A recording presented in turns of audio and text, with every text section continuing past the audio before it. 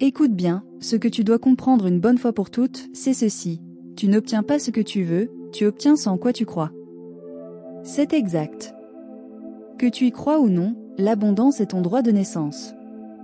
Tu es venu dans ce monde pour vivre une vie extraordinaire, pleine de joie, de succès et de prospérité. Réfléchis avec moi, tu es ici pour expérimenter les aspects mentaux, spirituels et matériels de la vie. Maintenant, si l'un de ces piliers ne va pas bien, devine quoi? Ta vie ne sera pas épanouie. Pourquoi te contenter du minimum quand tu es né pour avoir toutes les richesses de l'univers?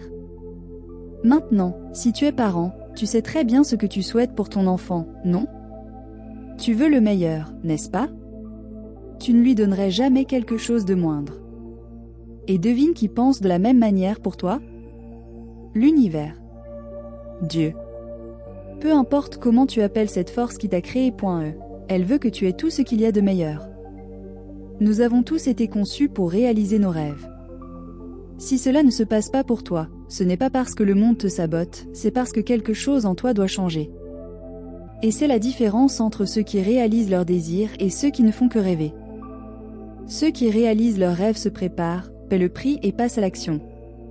Les autres, eux, se laissent aller.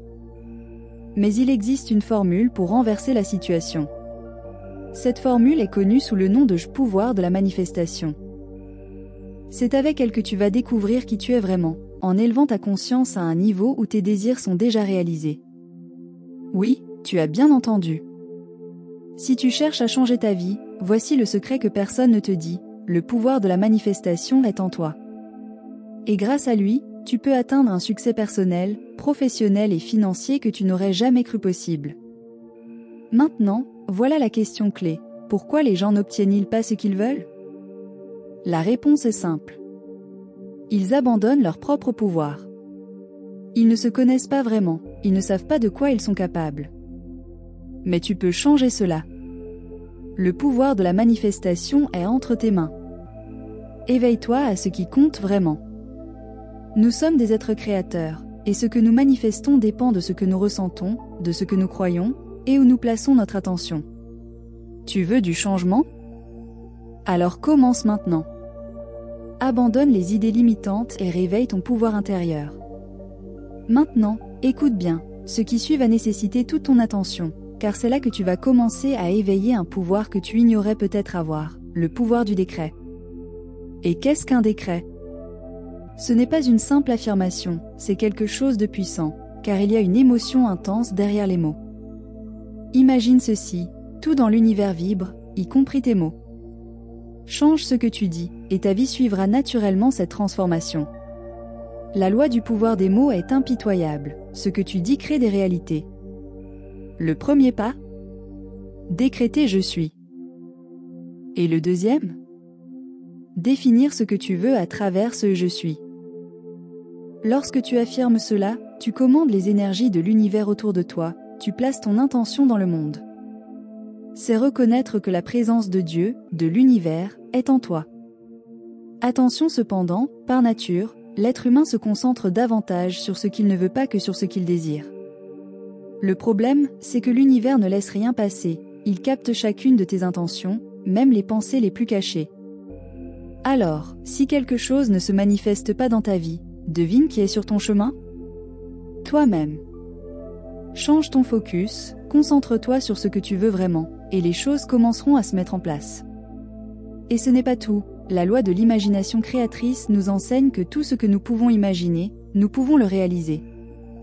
L'imagination va au-delà des sens, elle crée des réalités. Mais juste imaginer ne suffit pas. Il faut de l'émotion, de la visualisation, et une certitude inébranlable que ce que tu désires est déjà en train de se réaliser. L'imagination est la scène où la vie se déroule, et tu en es le metteur en scène.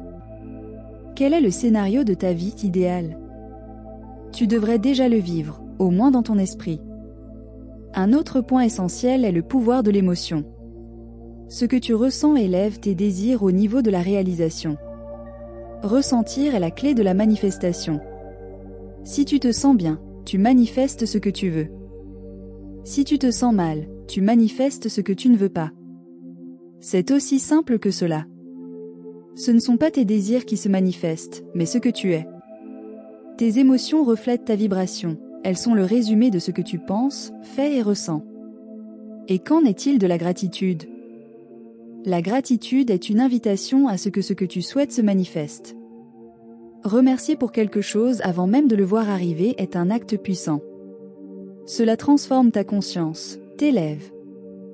La foi est la preuve intérieure que tes désirs sont déjà réalisés, même s'ils ne sont pas encore visibles. Quant à la prière, c'est un outil incroyable, mais souvent mal compris. Ne prie pas en demandant quelque chose comme si tu en manquais, comme si tu n'étais pas capable de manifester ce que tu désires. Prie avec la certitude que c'est déjà à toi, que c'est déjà réalisé. Ainsi, les choses commenceront à se manifester. Et enfin, il y a le pouvoir du lâcher-prise. Cela semble contradictoire, non? Mais crois-moi, lâcher prise sur tes attentes quant au moment ou à la manière dont les choses vont arriver est essentiel. Lorsque tu lâches prise, tu fais